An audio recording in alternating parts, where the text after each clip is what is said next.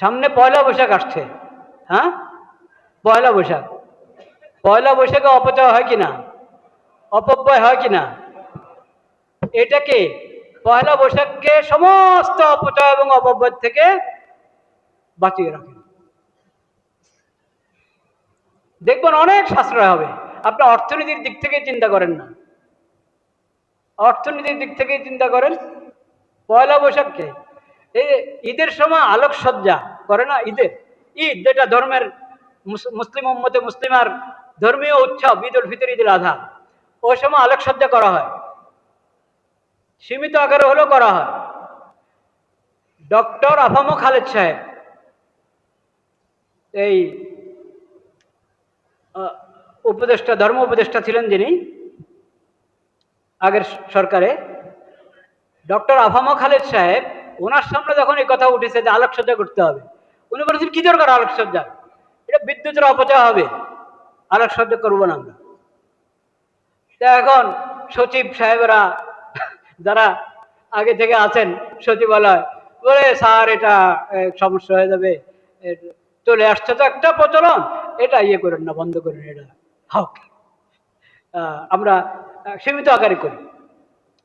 তো এই যে একটা হক কথা উনি বলেছেন, ধর্মীয় উম্মতে মুসলিমার ধর্মীয় উৎসব ঈদ উল ফিতর, ঈদ উল আজহা, সেইখানে আলোকসজ্জার কোনো নীতি নাই, নিয়ম নাই শরীয়তে, করো না আলোকসজ্জা। কেন আলোকসজ্জা করবা? যেখানে যে দেশে বিদ্যুতের এত সংকট, ওখানে কেন আলোকসজ্জা করতে যাবা তুমি? বিয়ে শাদী তো করো না, ঈদের মধ্যে করবা না, তো আর বিয়ে শাদীতে কেন করবা? বিয়ে শাদী তো করো না, কে শুনবে আপনার ওয়াজ? হ্যাঁ, ওয়াজ শুনতে রাজি নাই মানুষ, যেটার ব্যাপক প্রচলন ওটার বিরুদ্ধে ওয়াজ শুনতে মানুষ কি নাই, রাজি নাই। কিন্তু শরীয়তের হুকুম, মানুষ কে শুনবে কে শুনবে না, কে মানবে কে মানবে না, ওটা তোমার দেখার বিষয় না। তুমি হক কথা, যেটা শরীয়ত সুন্নতের কথা, ওটা বলে দাও। সেজন্য আমি আল্লাহর উপর ভরসা করে বলেছি, পয়লা বৈশাখকে আপনার সমস্ত অপচয় অপব্যয় থেকে কি করেন, বাঁচিয়ে রাখেন, বাঁচিয়ে রাখেন। ব্যক্তি পর্যায় থেকে নিয়ে সবাইকে এই নসিহত, এই নসিহা, কল্যাণকামিতা, দিনই কল্যাণকামিতা এবং জাতীয় কল্যাণকামিতা, রাষ্ট্রীয় কল্যাণকামিতার দৃষ্টিকোণ থেকে সবার খেদমতে আমি এই দরখাস্ত করছি, পয়লা বৈশাখকে যাবতীয় অপচয় এবং অপব্যয় থেকে কি বাঁচিয়ে রাখেন।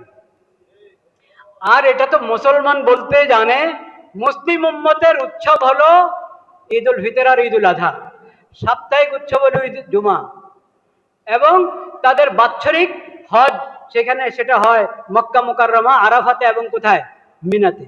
এগুলো হলো মুসলিম উম্মতের, চাই বাংলাদেশি মুসলিম উম্মত হোক, আর হিন্দুস্তানি মুসলিম উম্মত হোক, পাকিস্তানি মুসলিম উম্মত হোক, মধ্যপ্রাচ্যের মুসলিম উম্মত হোক, আমেরিকা ইউরোপে যে মুসলিম উম্মত আছে তারা, অস্ট্রেলিয়াতে যে মুসলিম উম্মত আছে তারা, সকল মুসলিম উম্মত, সকল মুসলিম উম্মতের আনন্দ উৎসব হলো ঈদ উল ফিতর, ঈদ উল আজহা, সাপ্তাহিক হলো জুমা, বছরে হলো হজ।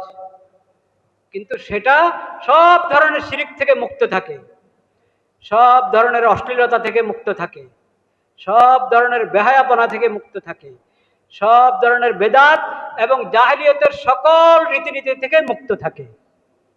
তাহলে যেটা উম্মতে মুসলিমের উৎসব না, কোন অঞ্চলের একটা রেওয়াজ, সেটার মধ্যে যদি বেদাত ঢুকে, শিরিক ঢুকে, তাহলে জায়েজ হবে?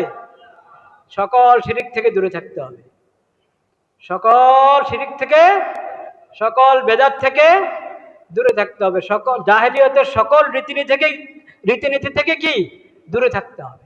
এটা একটা স্বাভাবিক স্বাভাবিক অন্য 10 কাজের মতো একটা কাজ।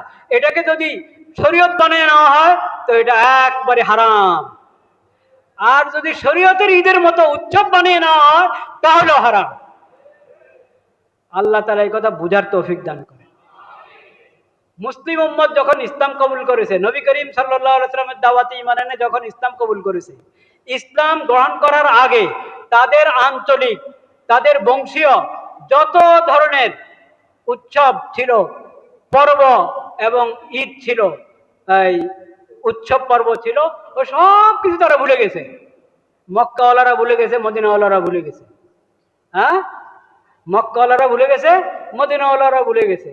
যেখানে যেখানে ইসলাম প্রবেশ করেছে, ইসলামের আগের রীতিনীতি কিচ্ছুই তাদের কি থাকে নাই, বলেন, বাকি থাকে নাই, কিচ্ছুই বাকি থাকে নাই। কারণ ইসলাম তো আমাদেরকে সভ্যতা দিয়ে দিয়েছে, ইসলাম তো আমাদেরকে সুস্থ সংস্কৃতি দিয়ে দিয়েছে। সুস্থ সংস্কৃতি ছেড়ে আমরা কোনো অপসংস্কৃতি গ্রহণ করতে পারি না। আল্লাহ তাআলা এই সব ধরনের অপসংস্কৃতিকে এবং অপসংস্কৃতিকে সুস্থ সংস্কৃতির নাম দেওয়ার মতো তথ্য সন্ত্রাস থেকে আমাদের সবাইকে হেফাজত করে। একটা ঘটনা শুনে কথা শেষ। একটা ঘটনা, ইমাম আবু হানিফা রহমতুল্লাহ আলাইহির নাম শুনেছেন? ইমাম আবু হানিফা রহমতুল্লাহ আলাইহির দাদা সাবেত। আবু হানিফা রহমতুল্লাহ দাদার নাম কি? সাবেত। সাবেতের জন্ম যখন হলো, সাবেতের জন্ম হলো, সাবেতের আব্বা নতুন নতুন ইসলাম গ্রহণ করেছেন।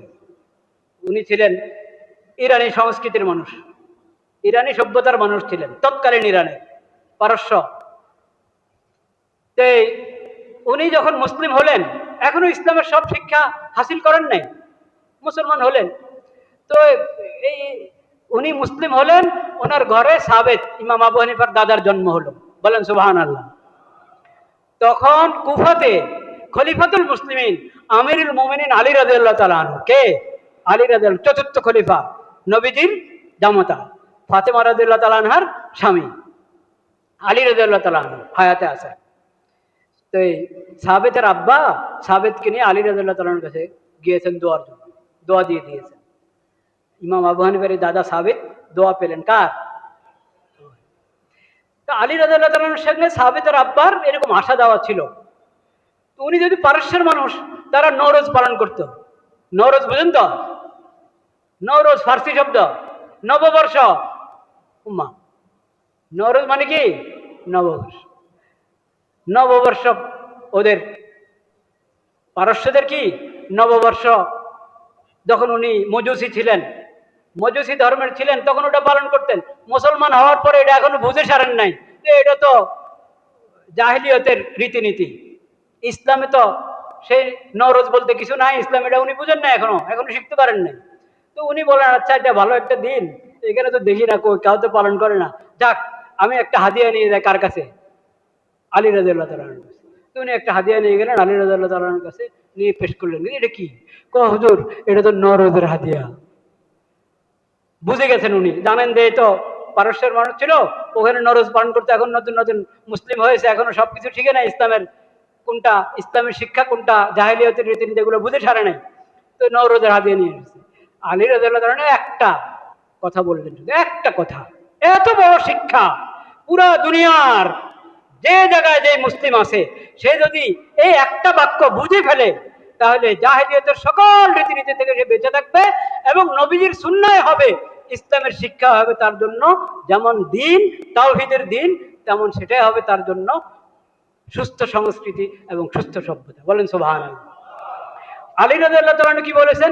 আলী রাদিয়াল্লাহু তাআলা বলেছেন, নওরোজুনা কুল্লা ইয়াউম। বাবা তুমি বুঝো না, আমরা তো মুসলিম উম্মত, আমাদের তো প্রতিটা দিনে নওরোজ, আমাদের প্রতিদিনে হলো নববর্ষ। বলেন সুবহানাল্লাহ। আমাদের প্রতিদিনে হলো নববর্ষ। এটা হলো ইসলামের শিক্ষা। প্রতিদিন কিভাবে নববর্ষ, এটা আল্লাহ হায়াত রাখলে অন্য কোনো জমায় বলবো ইনশাআল্লাহ। ওয়া আখিরু দাওয়ানা আনিল হামদুলিল্লাহি রাব্বিল আলামিন।